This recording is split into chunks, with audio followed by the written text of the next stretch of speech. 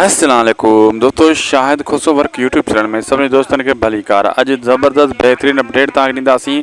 Review कंदासीं mega soap serial Punjabi ड्रामे जी next episode की पूरी कहानी रिव्यू कंदासीं त आख़िर उन में छा थींदो, कहिड़ा कहिड़ा सीन तव्हांखे ॾिसण वटा मिलंदा ऐं अॻिते कहानी छा बींदी। छा सांवल वाकई सोरठ जो रिश्तो कराईंदो, निकाह कराईंदो दिलावर सां, या इन्हनि जे चप पइजी वेंदो, इन्हनि जो इहा झेड़ो वधी वेंदो।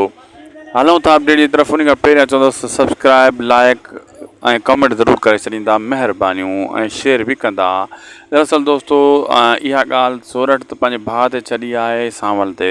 सांवल इन ॻाल्हि खे कोन मञंदो। सांवल ईअं सोचींदो त हीउ मूंखे इन्हनि जवाबु ॾिनो आहे जेको मां मिल्कियत घुरी, पंहिंजी भेण जो हक़ घुरियो इन्हनि खां।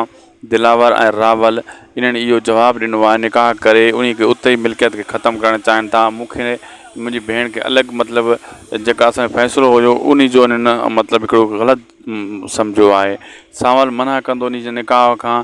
पोइ अहिड़े हिसाब सां इहे हिक ॿिए जे चीट पइजी वेंदा सांवल रावल पाण में। दोस्तों वीडियो पोइ पंहिंजी पुॼाणी ते। अगरि अपडेट सुठी लॻे त वीडियो खे लाइक, चैनल खे सब्सक्राइब ऐं शेयर करणु न विसारींदा। अल्लाह हाफ़िज़।